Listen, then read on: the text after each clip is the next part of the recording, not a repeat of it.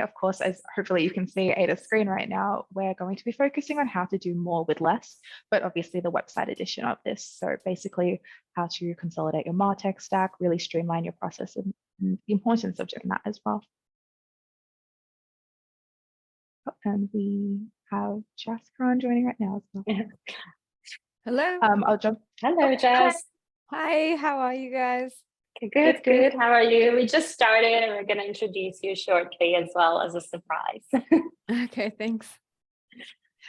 So as usual, a bit of quick housekeeping, pretty standard for anyone who's joined in on any of these webinars before. So obviously, please do feel free to use the live transcription that Zoom has. And then you'll get the slides on recording after this session as well, which will also have closed captioning. And then of course, we'll encourage questions of all kinds, any questions, any comments, anything like that, pop them into the questions panel or into the chat, and we'll get to them at the end of the session. The more the merrier, honestly, for questions. And then, of course, an introduction into your hosts for today. Hi, I'm Kainez or Kai. I'm the account manager for Monsido. And I'm Ada, the director of sales for Asia Pacific market. And of course, we've also got Jaskron joining here as well from Bravo. Hi, everyone. My name is Jazz, and I work at Bravo in the capacity of a digital portfolio coordinator. Thanks for inviting me to this, Ada and Kainez. Of course, thank you for coming on. Lovely to have you. Yeah, so today we'll be focusing on a few key points like obviously the reasons behind saving time on website optimization and what that means, how to efficiently improve and maintain your website, particularly around branding as well. Obviously the magic, of course, good style guidelines and how that sort of streamlines your branding and basically conveys a lot of trust to your users. And of course, how to do all of this and more with fewer resources for 2023. And then of course, as mentioned, we'll have that Q&A at the end of the session. Cool. So firstly, a poll. We love polls here. So a quick pulse check just to make sure we're all still together. So how long did your last website optimization project take? Was it, a matter of weeks? Was it more than months? Was it even longer than that? And this website optimization project could be anything from a whole website overhaul, a whole redesign, to specifically optimizing for SEO or optimizing your content or going through for accessibility and making sure it's optimized in that way. I would be surprised if anyone here has done a web redesign in 1 to 2 weeks, which sounds absolutely ridiculous. But yeah, if you've done it, please let us know how you did it, because yeah, it's pretty impressive.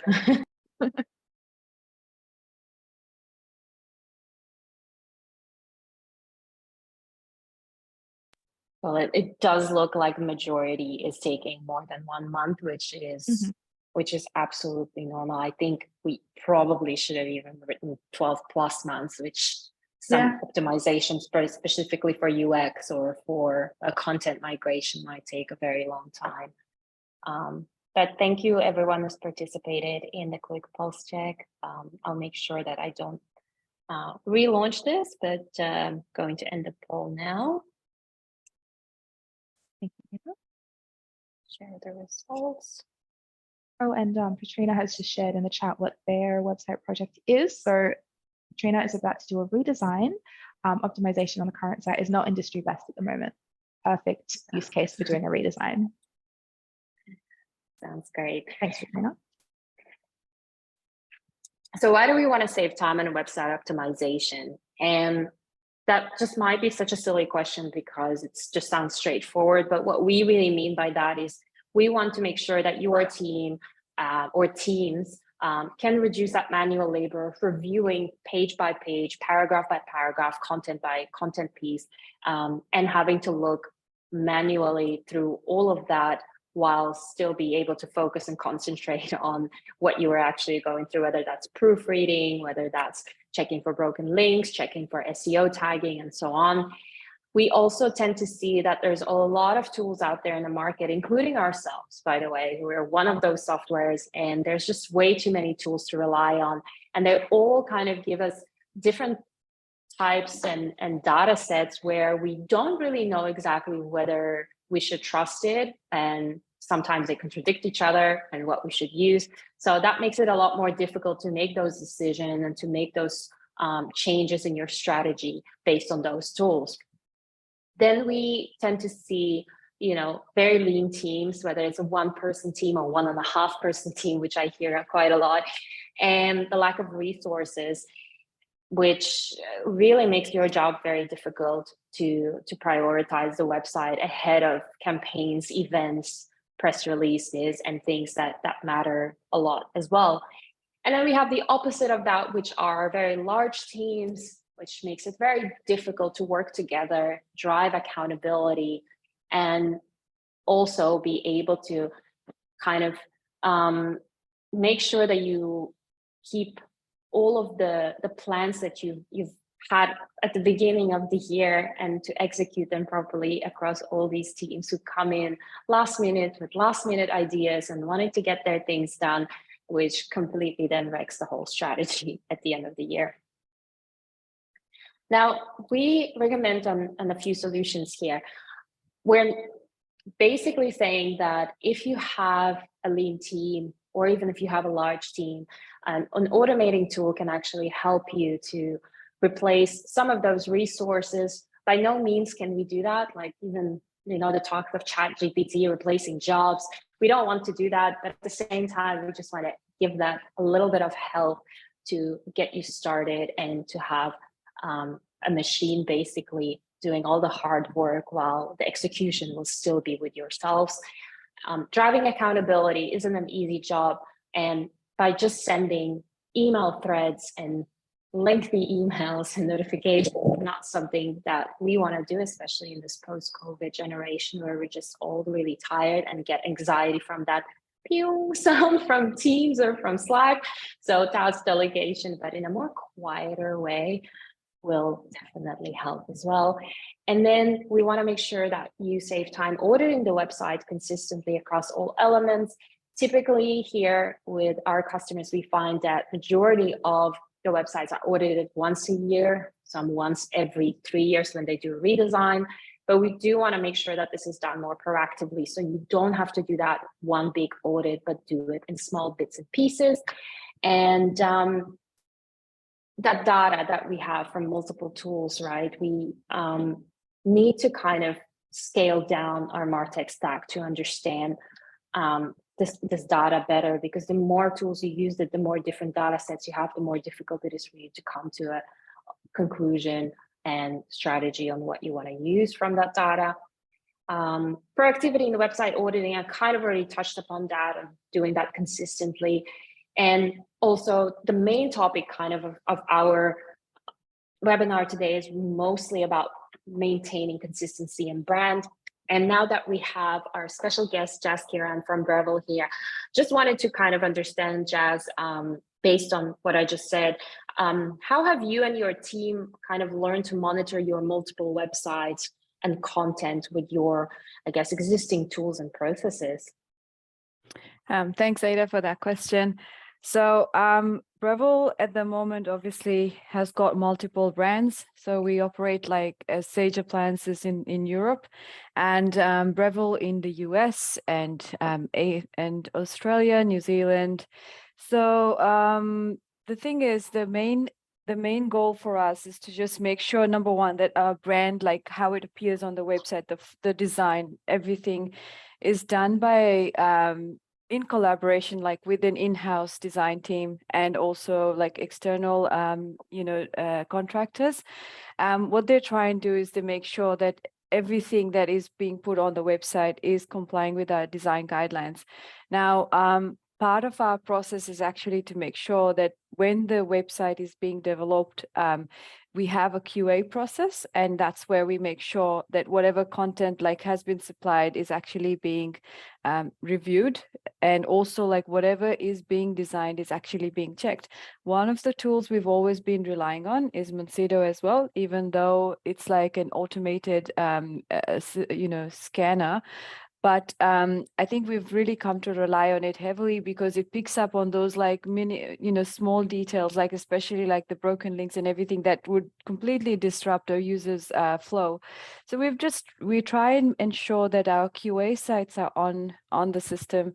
At the same time, the developers are using other extensions like which are available within the browser to make sure that like they're cross-checking everything. So once the QA process is done, it goes off to UAT and then obviously production. So that's how we're able to like maintain consistency because number one, having dedicated teams towards each section of it is like it's really helpful, and having most of it being done in-house is actually helping us a lot because we can communicate easily, and it's like easy to identify who the managers are, how the work is being allocated. So yeah, that's basically how we end up like making sure that everything that you see on the Breville sites is like ditto copy of what someone in the other side of the world will be seeing. Oh, that's great to hear. I do like that everyone has its own kind of designated department or designated task force to go through all of this, and it makes it a lot more easier to communicate. So you're quite lucky in that sense to have actually the teams to back everyone up. Yeah, definitely. It's not a one-man show, definitely. That's good to hear. Yeah, thank you for that, Jess, for such an eloquent answer as well. And that kind of leads us into the ways to efficiently improve and to maintain our website branding. I mean, of course, we always talk about, even in our redesign webinar, I think a month or so ago, it's not just about fixing everything in one go. It's about the consistency and continually maintaining it week after week, month after month, and making sure that we're on top of all of our content throughout. Yeah, I actually just like completely out of topic, but because you were talking about the little steps to take and the little things to improve, if someone hasn't read Atomic Habits, the book, it is such a great read. I started reading it recently, and it's all about making those small things work every day. And if you get 1% better, if you do your task or your job or your meditation practice 1% better every day, in those small steps becomes much bigger effect long term. And I don't know if it's an applicable metaphor here, but it's a great read, just completely random, that I came up with. You may continue. No, I like it. I keep hearing about this book and I feel like I need to read it just one day and then I can improve. Yeah, no, thank you. So for obviously, why is website branding important? Again, this might seem fairly obvious, but it's always good to, I guess, sit down and really think about it. Why is it important, and why is it important for you? I mean, all of you who are here today are probably here because you are involved in maintaining websites. I see a few familiar names as well. So it's great to, I guess, sit down all together and think about why is the website so important? It's because it's our most important digital asset. In such a digital age, people are constantly going to be looking at your website on their phone, whether that's to find more information, to sign up for a course, to buy something if it's consumer electronics, to do their banking, to anything really, especially if it's on the go, on the train. They need to be able to navigate that site really easily, really quickly, and get it all done before the next stop, so that they don't miss their stop if they're on a train, for instance. I know I'm always on my phone on the train these days. We want to make sure that the branding is consistent because it builds that trust with your customers. Similar to just what you were saying around how, even though you've got all of these regional teams, you need to make sure that the voice is pretty unified across the specific brands, across the regions as well, to, I guess, again, build that trust and credibility across all the regions through the brand. We need to make sure that it's consistent across pages, which means better UX for your visitors as well. So I don't know about all of you, but when I navigate a site, I basically look at it and I say, okay, that's where the contact button is, that's where the chat button is, that's where I can go to buy something or to sign in or whatnot. And if that changes across pages, it's very confusing, and it kind of takes you out of that browsing journey, doesn't it? It stops and it's like, oh, okay, that's not where I expected it to be.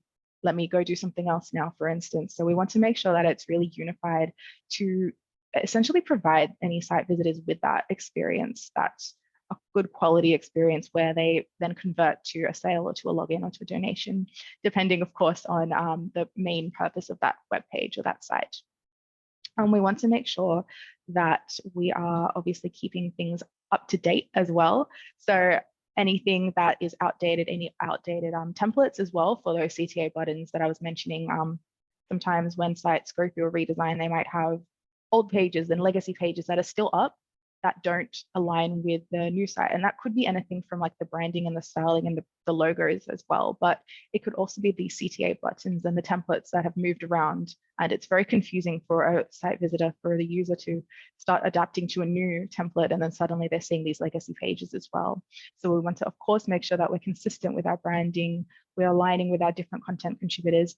Again, like what Jeff was saying, with such a big team as well, everyone has a different tone of voice, everyone has a different way of writing, everyone has different levels of education. There's lots of people who went to college, and so they have a certain way of writing, but that might not align with the visitors that are coming to the site, and that might not align with the, I guess, the tone of voice of the brand itself. I hear a lot of people talking about trying to create a unified voice and a unified tone of voice for the brand and for all of the content, so that it's very easy again for visitors to skim it. I think Ada, you were talking to me a little bit about this earlier today as well. Yeah, I think especially for certain, I guess, industries and verticals out there, including asset management, financial, healthcare, pharmaceuticals, they're already packed with jargon, and it's quite hard to understand all this if you don't have a financial degree or an economics degree or a medical degree. But what I find really hard is when the copywriters or the content writers are themselves from an academic background and love to show off. And it's great. I appreciate it. But if the point is to get me to understand and to select a health insurance, or for me to sign up with a self-managed super fund, or I don't know, get a vaccine, I guess. It's not supposed to be long paragraphs, long sentences, complicated word structure, sentence structure, and then even the words are difficult. So I am a very slow reader. I find it very difficult because I translate everything in my mother tongue. So I don't actually read in English and immediately understand it. I have to translate it, but then I lose my track because I'm done halfway through and I have to start and reread all over again. So that is quite difficult. And we're not just talking about people with disabilities here. We're talking about the average people like myself, whose English is a second language and is very difficult to do that.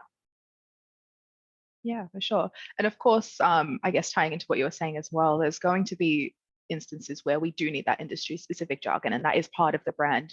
That's part of the section of the site. But for the vast majority of pages across these sites, and for the vast majority of, I guess, pages of content out there as well, it is meant to be easily digestible by the average user as well, just depending on who the target audience is. And so we want to make sure that the guidelines and the way it's written is consistent with that as well. And that obviously will improve the user journey of any site visitors as well. So they're able to see what the content is, and they're able to understand, this is what I need to do. This is where I need to go to basically convert as a lead as well. And then, of course, that kind of goes into regulatory branding as well a little bit. So obviously that is a huge part of a lot of industries out there. So it could be anything from industry specific guidelines, like obviously the Web Content Accessibility Guidelines for accessibility, and then of course things like ASIC and other regulatory bodies out there for financial institutions, lots of government standards in terms of style guidelines around language and around structures for web pages as well for the government sectors. Even education as well, they have a lot of guidelines that they have to have in terms of content, in terms of language that they can use, language that they must use, language that they can't use, things like that, and the way that courses are structured out on their web pages as well. So we want to make sure that we are basically adhering to these, but also automating our processes in adhering to these. So we know that we are aligning with these guidelines, and we know where we're not aligning with them and how best to basically address that without having to crawl through every single page manually by ourselves, sitting in front of our screen or clicking from page to page to page in the hopes that something might be wrong so we can fix it. We want to make sure that we're finding these automatically and really saving our resources for somewhere else more urgent as well than these mundane tasks of looking through everything and clicking through every link to find a broken link manually, for instance. Can I just also add something about abbreviations? I don't like. I know the Singaporeans here will say yes. We love our acronyms, abbreviations, which is fine. I kind of get them. They make sense. But I think me and my partner are looking for a property to live in, and I've come across this abbreviation that says SMTC. I have no idea what that means, and apparently that's subject to council approval. But it's been used so much across all of the real estate agencies and businesses that they just automatically assume that we all know this. But it did take me some time to go and actually find what it means. And then, I don't know, it just feels like a waste of time for me personally. I just wish it was already there, but cool. Did you have a question, Kai? Yeah, I guess this ties into a little bit what you've already told us a bit, Jazran, but could you tell us a little bit more about how you, across all of your different teams and regions, how you do ensure branding consistency across your websites as well? Because of course, as you've mentioned, you have so many different sites and so many different, I guess, brands under your staff. Yeah, thanks, Canaz, for that question. As I mentioned before, that we do have a dedicated design team. They are the ones who are responsible for ensuring that all the elements, all the design elements are there when the initial conceptualization of every website is done. So basically, let's say we are to launch in a new product. What would happen is like the design team would be part of the whole discussions that happen with the managers, like trying to find out what would be the best way, you know, like what works best in line with our brand. Because as you can imagine, you know, design is like, you know, just limited to a person's imagination, right? You could just go completely wild with it. But at the same time, you need to kind of make sure that you don't really stray too far away from the brand, because what happens is then the users get confused. So it's like, all right, these guys are selling coffee machines, but now their website looks like something that's out of like, you know, a sci-fi movie. That's not really going to work, right? So I think that what the design team would usually do, they provide the style, they provide the elements, and the assets are created by a dedicated team. So, for example, the photography is all done. Some of it is done in-house, and some of it is sometimes, you know, done by contractors. And so all of the, when you go to a Breville website, so all of the images that you see are like, we own all those assets, because like they're like pretty much done by our team members in the design team. So it's like, they make sure that when all of this is sent across to the development, it's all like a full package. So copy, design, everything is included. So it's, as I said, that it does require a lot of coordination between teams to make it happen. And it's not something that happens overnight. So there's like weeks of research that's done, and it goes in here. And obviously the design team do an excellent job to make sure that, you know, we are trying to make our websites look new, but at the same time, not very you know, far off from what our older websites would be, just so that we maintain that user engagement, we maintain that relationship with our customers. And in the past, like, you know, like a lot of people would be buying Breville products from our third-party sellers. So like you'd find the products at Harvey Norman and all these places in Sydney. But we are trying like more and more to, like, we're getting more traffic now on our website, because I think the pandemic, you know, kind of helped push things along.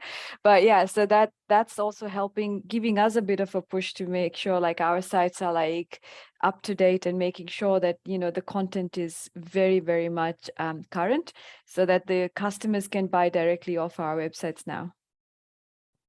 Yeah, I really love that point you made about how your teams are working to obviously make sure that the websites are keeping up with trends and remaining current and modern, but still, I guess, not being too far off from the existing websites in the way that they're structured and designed, so that it kind of helps continue that relationship with your consumers. I actually really love that point. It's so yeah, so useful and so helpful to be able to I guess stay on top of things, but still not have things, I guess, show up like a sci-fi movie, like like you said as well. So it's still very easy to understand. But yeah, I actually really love that point.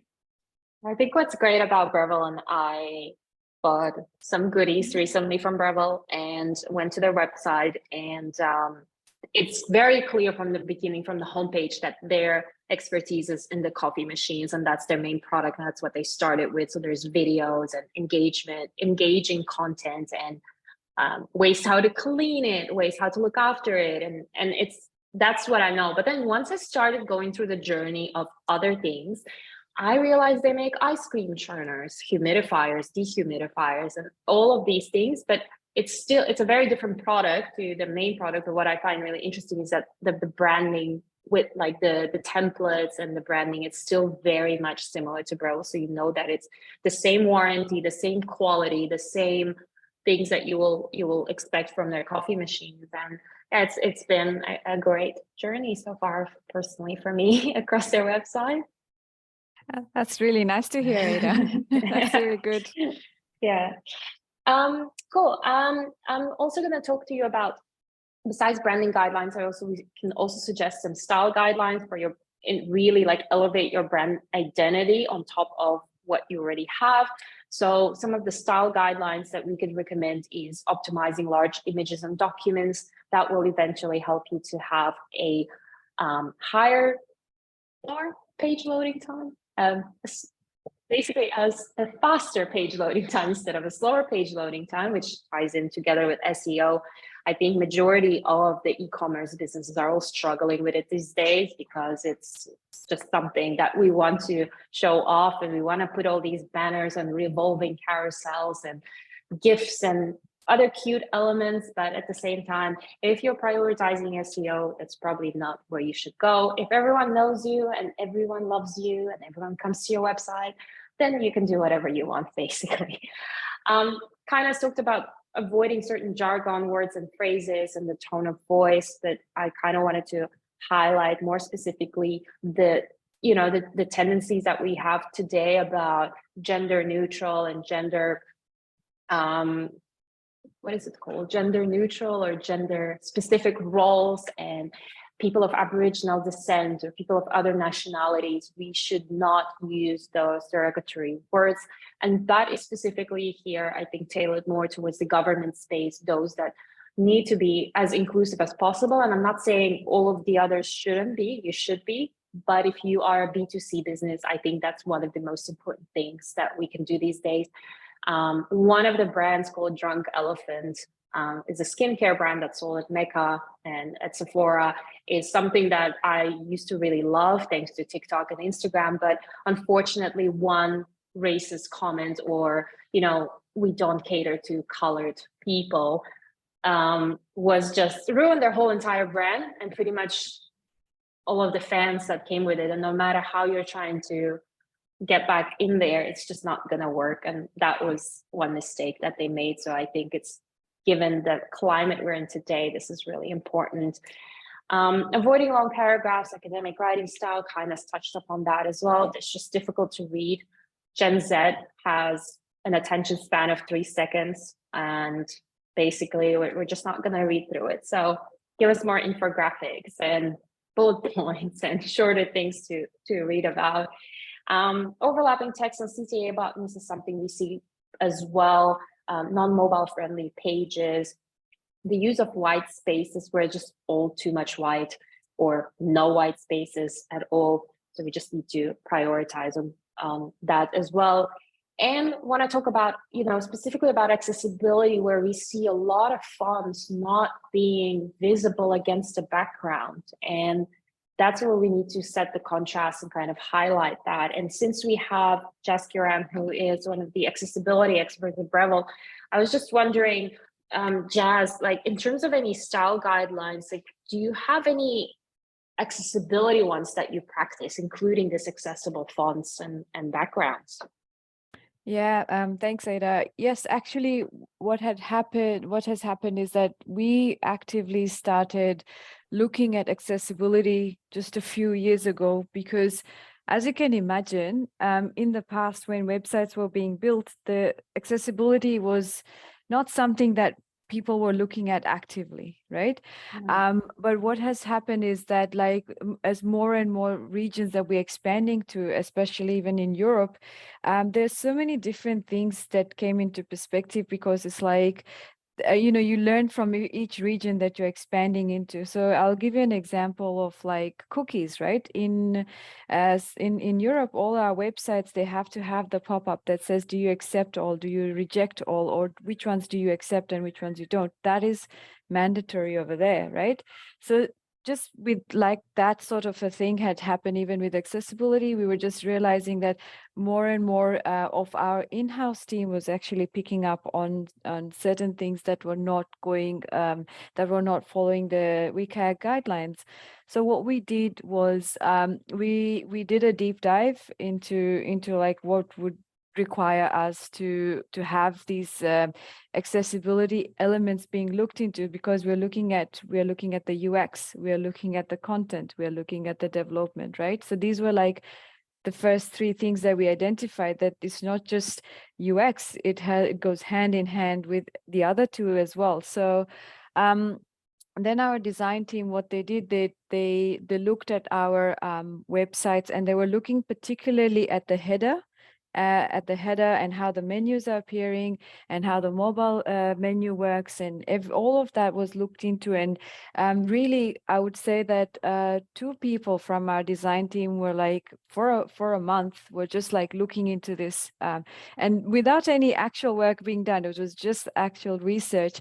And what they used were these ready available tools on Chrome as well. So they've got this color contrast checkers, and then they used the Wave tool as well. They used Monsido color contrast checkers. So checking each and everything, noting it all down. And then from there, I think the UX team were able to develop colors that are not far from what they were trying to have on the website, but then at the same time, like they were at least accessible, so that anybody who's got accessibility issues would be able to like at least be able to navigate our website without any issues.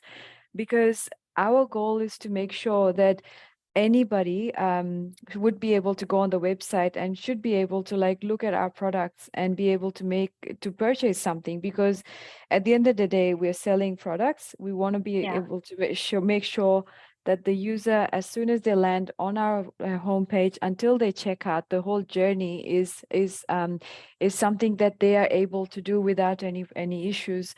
So to long story short is that yes, it took obviously there was a few mistakes that happened here and there, because you don't get it right 100% the same time. Like we would make a change, it's still not compliant, we'd do a scan again, make a change. So it's months and months of like progress that we've been making, and until we actually have something in place that is making, and now the UX team is actually actively using these guidelines to make sure that we are within that color range which is accessible, and it is something that our websites will not be looking something that's very far off from our original brand.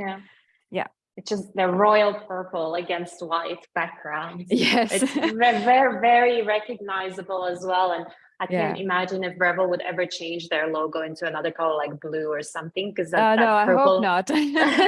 that purple, and then the Sage brand in Europe also kept the same kind of color schemes just to make it recognizable that it is by Breville and it's the same font and everything. So thank you for that, Jazz. That was a really elaborate explanation of how teams work. I personally, because I'm on the other side, right, of actually educating people about Monsido and showing them best practices, it surprises me that it takes so long just to not even execute things, but research things, that it could take months of trying different things. And you think it's so simple as a logo, but it's a lot of money that goes into it, a lot of research that goes into it. And those who redesigned their logos, I think there was a supermarket that paid $1 million just for a logo change, but it just didn't change that much, but maybe it would have an impact. So that's great. Thank you.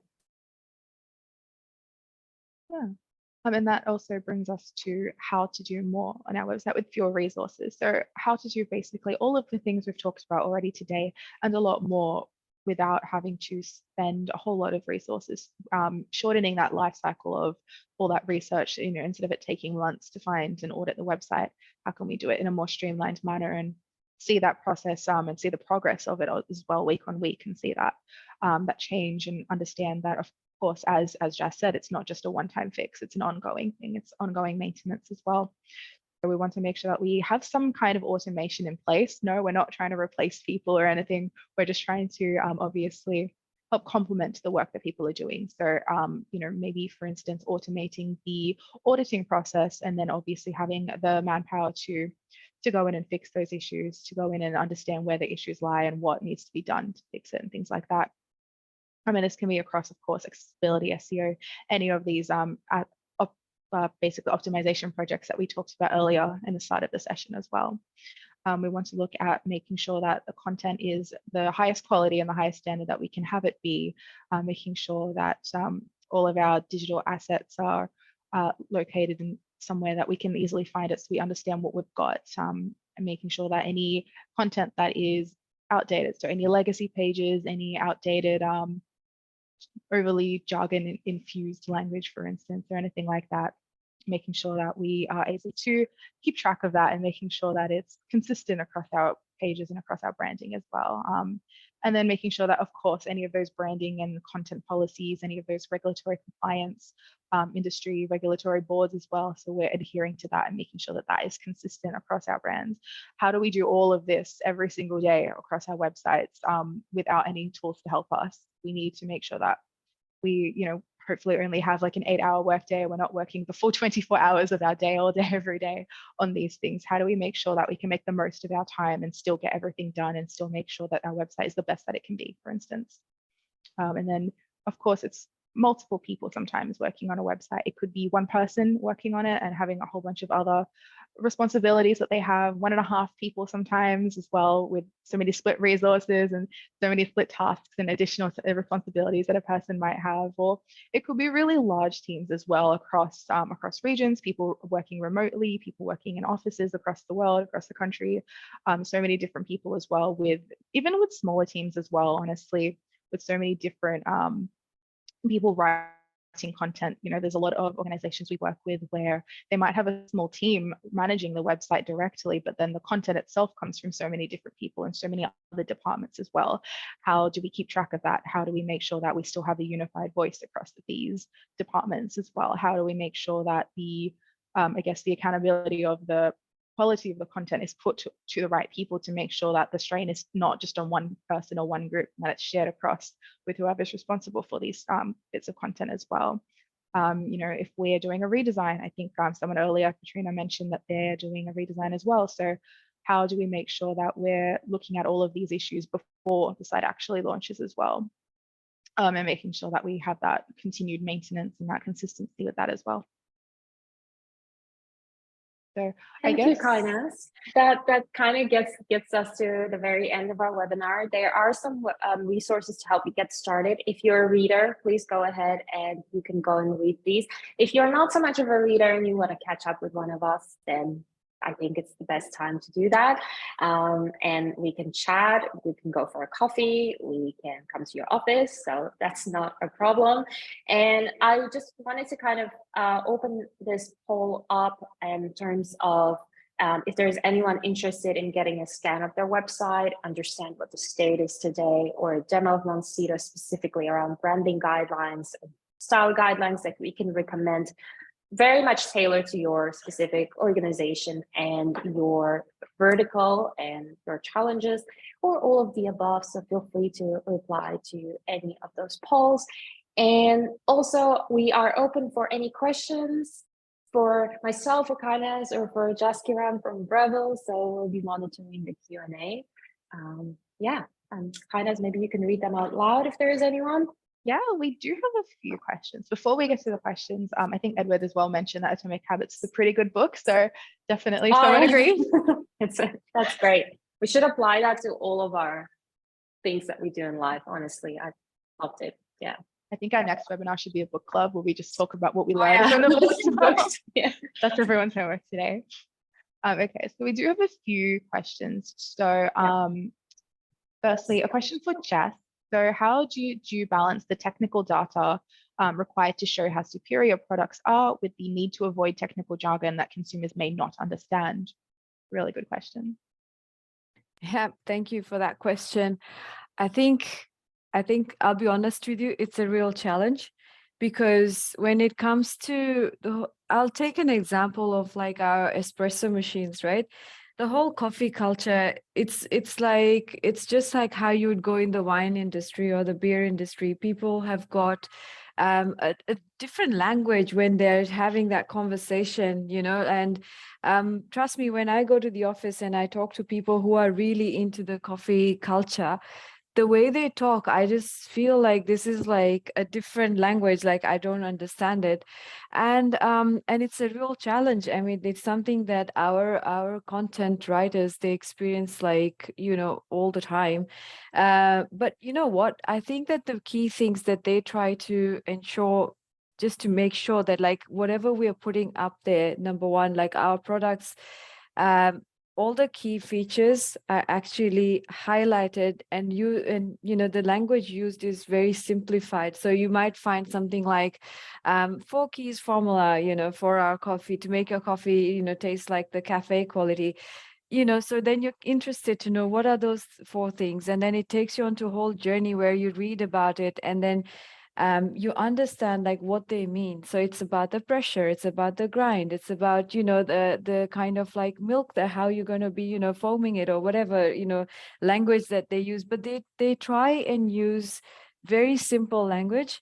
And there is also a way that we use, in the sense that we try and keep the text to a very minimum, because no one, as Ada said, no one has the time to sit and read up all this, right? Like they want to know how everything is, and they want to know all this information straight away. So what we try and do is we design our product pages in a way where we've got images, we've got videos, especially the videos.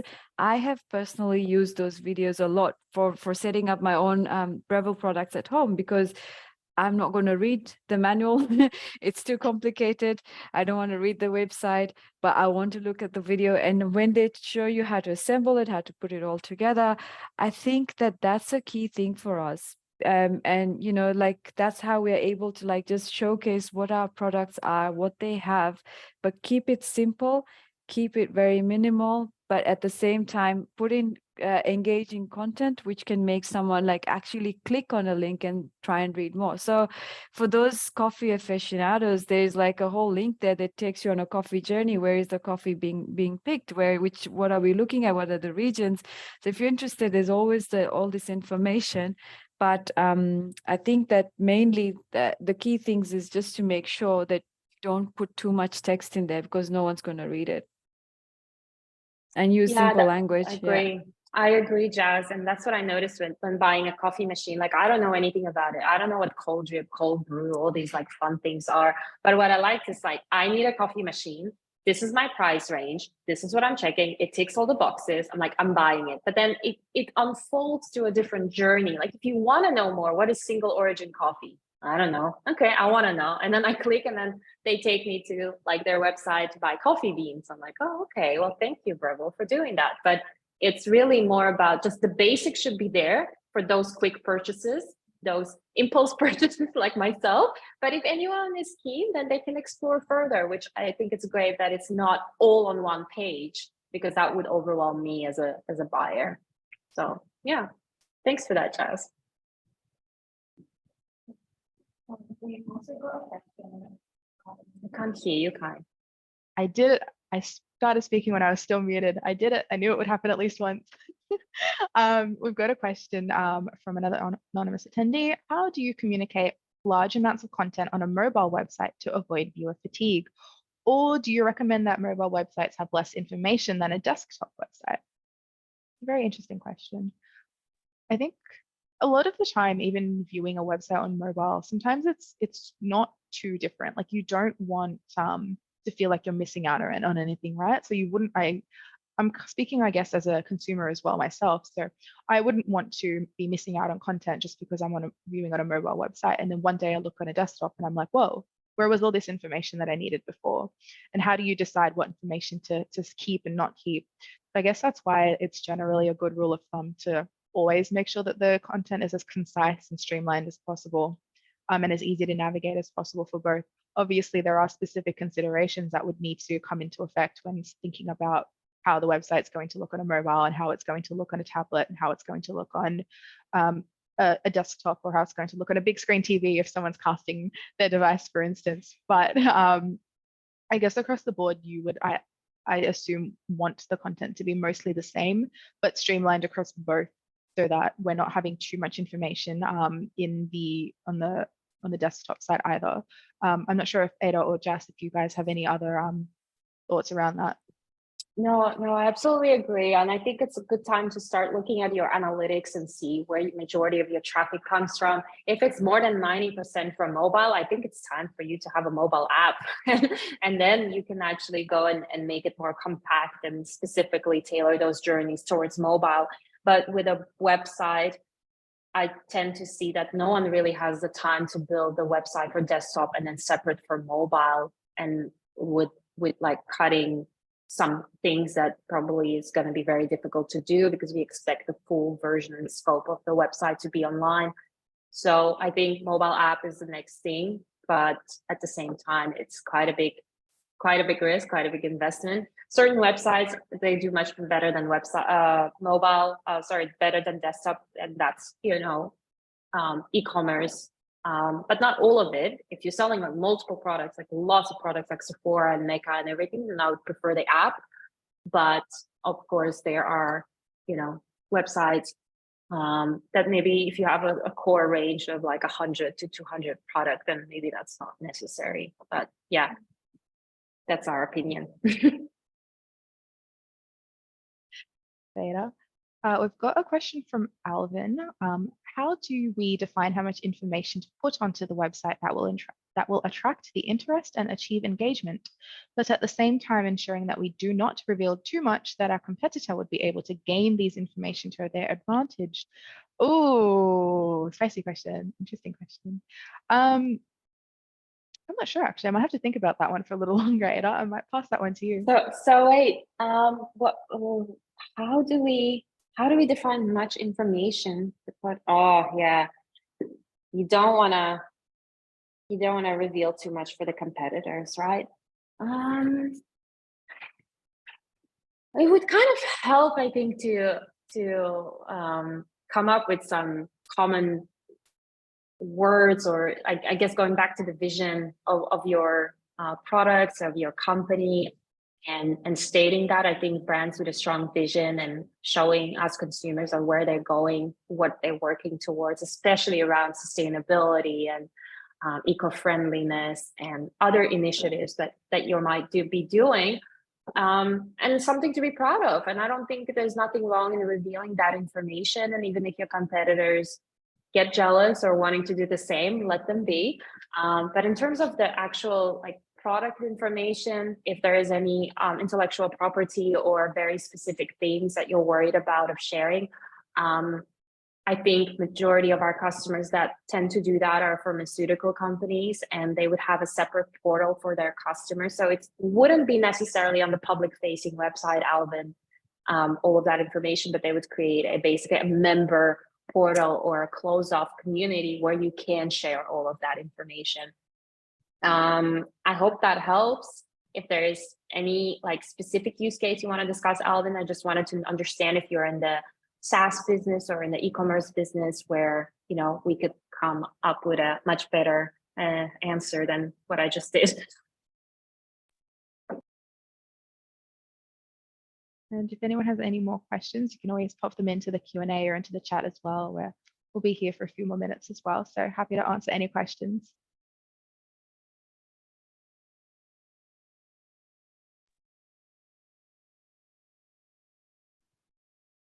Nothing else coming through right now. I don't think anything is coming through. I think it's been a very long session, and I want to thank all of you that stayed the whole time and spent their Thursday afternoon with us. with Kainas, myself, and Jaskiran from Breville. And yeah, we're going to wrap up. This will be available as a recording. And just really want to thank Jaskiran from Breville here to have joined us today. I think her baby is crying in the background, so we're going to let her go. And thanks, guys. Thank you no for worries. being so considerate. Of course. All good. It wasn't too loud, but I could hear some like little cries there. So I think it's all good. You can go. Thank you so much, Jess, Thank for you. joining. We will No see worries. you next Cheers. month. Bye. No worries. And everyone else will see you next month at our next webinar. And yeah, anyone from Singapore, hit me up, keen to join. And thanks a lot again, guys. Have a great day, everyone.